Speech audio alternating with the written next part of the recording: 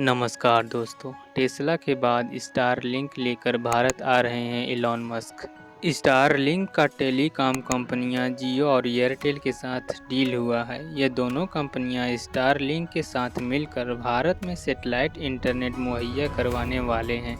Starlink वह satellite internet company है जिसका संचालन इलॉन मस्क की कंपनी स्पेस एक्स करती है। सैटेलाइट ब्रॉडबैंड और सैटेलाइट कवरेज के अंदर कहीं पर भी इंटरनेट सुविधा उपलब्ध करवा सकता है।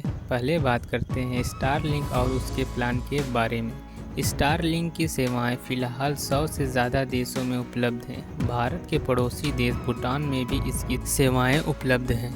हालांकि अभी स्टारलिंक को भारत में मंजूरी नहीं मिली है और इसे लेकर सुरक्षा की चिंताएं भी हैं, लेकिन जब इसे मंजूरी मिल जाएगी तो भारत में इंटरनेट सेवाओं की तस्वीर बदल सकती है।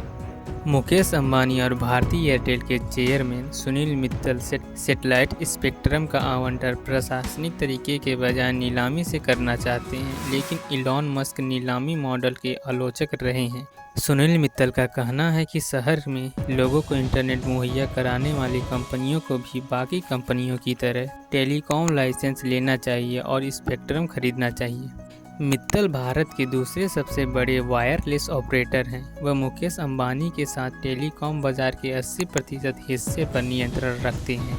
अब बात करते हैं कि स्टारलिंक कैसे काम करता है और आप कैसे इसकी सर्विस ले सकते हैं। पारंपरिक broadband system underground fibre cable और टावरों पर निर्भर रहती हैं। वहीं स्टारलिंक लो अर्थ ऑर्बिट सैटेलाइट के जरिए इंटरनेट सर्विस प्रोवाइड कराती है। सैटेलाइट सिग्नल जमीन पर मौजूद रिसीवर तक पहुंचते हैं और उसे इंटरनेट डेटा में तब्दील कर देते हैं। इलॉन मस्क की कंपनी स्टारलिंक के पास ऑर्बिट में लगभग 7000 से अधिक सैटेलाइट और 100 देशों में लगभग 40 लाख सब्सक्राइबर मौजूद हैं। इलॉन मस्क 2021 में ही भारत में स्टारलिंक की सेवाएं देना चाहते थे, लेकिन कानूनी रूप से आने वाली बाधाओं की वजह से इसमें देरी हो रही है। यूजर को स्टारलिंक की सर्विस लेने के लिए स्टारलिंक डिश और राउटर की आवश्यकता होगी, जो पृथ्वी के चारों तरफ चक्कर लगा रहे सैटेलाइट से कम्युनिकेट करेगा। यह डिश सबसे नज़दीकी स्टारलिंक सैटेलाइट क्लस्टर से जुड़ जाएगा। इससे बगैर किसी रुकावट के इंटरनेट कनेक्ट मिल जाएगी। स्टारलिंक फिक्स्ड लोकेशन पर यूज़ करने के लिए बनाया गया है, लेकिन अतिरिक्त हार्डवेयर के जरिए यह चलते विमानों, नावों और वाहनों में भी इंटरनेट मुहैया करा सकता है। अब बात कर लेते हैं स्टारलिंक के स्पीड के बारे में। इंटरनेट एलईओ सैटेलाइट कम लेटेंसी, जो कि 25 से 60 मिलीसेकंड की होती है, यह उसमें भी काम कर लेता है, जबकि पारंपरिक जियो स्टेशनरी सैटेलाइट 600 से अधिक मिलीसेकंड में काम करती है। इसी तेज़ी की वजह से स्टारलिंक की सेवाएं ऑनलाइन गेमिंग, स्ट्रीमिंग आदि जैसे कार्यों के लिए ज़्यादा मुफीद मानी जाती है।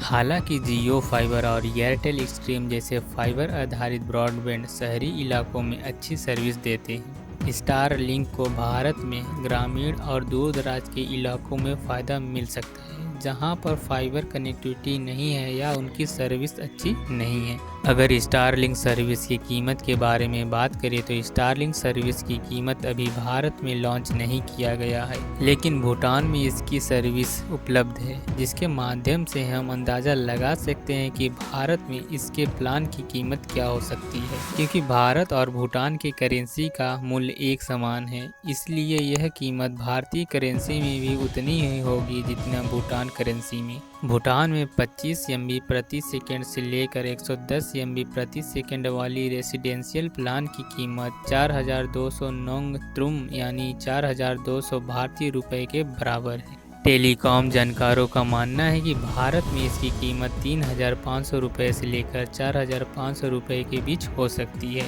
हालांकि जियो और एयरटेल के साथ करार होने पर यह सस्ती भी हो सकती है। आपको यह जानकारी कैसी लगी कमेंट करिए। अगर वीडियो अच्छा लगा हो तो लाइक ज़रूर करें। चैनल पर नए हैं तो सब्सक्राइब करना न भूलें। वीडियो देखने के लिए आपका धन्यवाद।